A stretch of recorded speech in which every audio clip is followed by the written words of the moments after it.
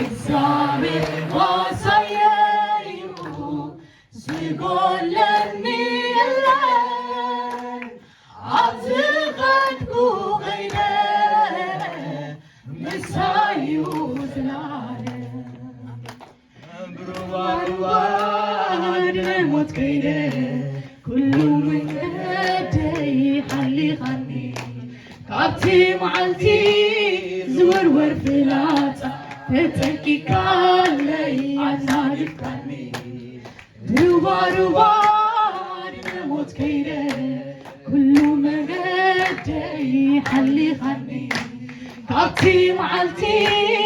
ዝውርወር ፍላጻ ተጠንቂቃለይ አናጊፍካኒ ከም ዝናትካ ገይሩ ዝሓሊ አይሬኹን ኣነስ አይሬኹን ከም ዝናትካ ገይሩ ዘፍቅር አይሬኹን ኣነስ አይሬኹን ከም ዝናትካ ገይሩ ዝሓብር አይሬኹን ኣነስ አይሬኹን ከም ዝናትካ ገይሩ ዘፍቅር አይሬኹን ኣነስ አይሬኹን ከምካ ክባር ሆይ ኣነስ ኩሉ ጊዜ የሱሰይ እንተ ዘመርኩልካዩ ዝዓግብ ውሽጠይ ንስምካ ክባር ሆይ ኣነስ ኩሉ ጊዜ የሱሰይ እንተ ዘመርኩልካዩ ዝዓግብ ውሽጠይ ንስምካ ክባር ሆይ ኣነስ ኩሉ ጊዜ የሱሰይ እንተ ዘመርኩልካዩ ዝዓግብ ውሽጠይ ምሕረት ዝበዝሓሉ ጸጋ ዝተቐበለ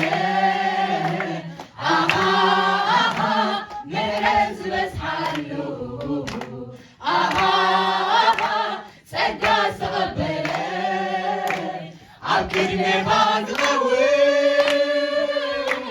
ሞገስ ዝረኸበ መን ኣሎ ከማይ ዝተዓደ መን ኣሎ ከማይ ዝተዓደ መን ኣሎ ከማይ ዝተዓደ መን ኣሎ ከማይ ዝተዓደ ምሕረት ዝበዝሓሉ ጸጋ ዝተቐበለ ምሕረት ዝበዝሓሉ ጸጋ ዝተቐበለ ኣብ ቅድሜኻ ዝኸውን ሞገስ ዝረኸበ መን ኣሎ ከማይ ዝተዓደ መን ኣሎ ከማይ ዝተዓደ መን ኣሎ ከማይ ዝተዓደ መን ኣሎ ከማይ ዝተዓደ እንታይ ክብለ ኣምላኽ እንታይ ክብለ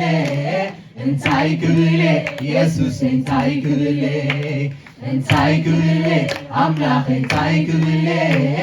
እንታይ ክብለ ኢየሱስ እንታይ ክብለ ክበር ከይበልኩኻ ክቡር ኢኻ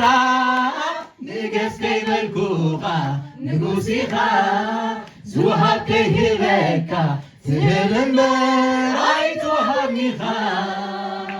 ብምንታይ ክገልፆ ትውዕለትካ እነኹ ይዝምር ኣብ ቅድሜኻ ብምንታይ ክገልፆ ትውዕልኻ እነኹ ይዝምር ኣብ ቅድሜኻ ትውዕለትካ እነኹ ይዝምር ኣብ ቅድሜኻ ክብሪ ክብሪ ክብሪ ክብሪ ናኻ ሞገስ ሞገስ ሞገስ ሞገስ ናኻ ስብሓት ስብሓት ስብሓት ስብሓት ናኻ ስግደት ስግደት ስግደት ስግደት ናኻ ይግባካዩ ይግባካ ይግባካዩ ይግባካ ይግባካዩ ይግባካ ይግባካዩ ይግባካ ሆይ ክዝምሬ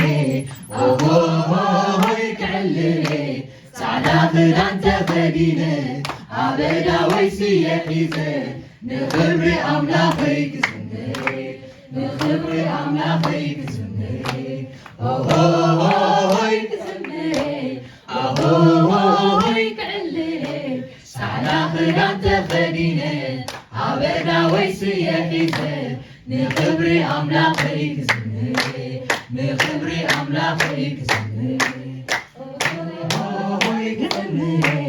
ኦሆሆይ ክዕልሬ ጻዕዳ ክዳን ተኸዲነ ኣበዳወይ ስየ ሒዘ ንኽብሪ ኣምላኸይ ክዝምሬ ንኽብሪ ኣምላኸይ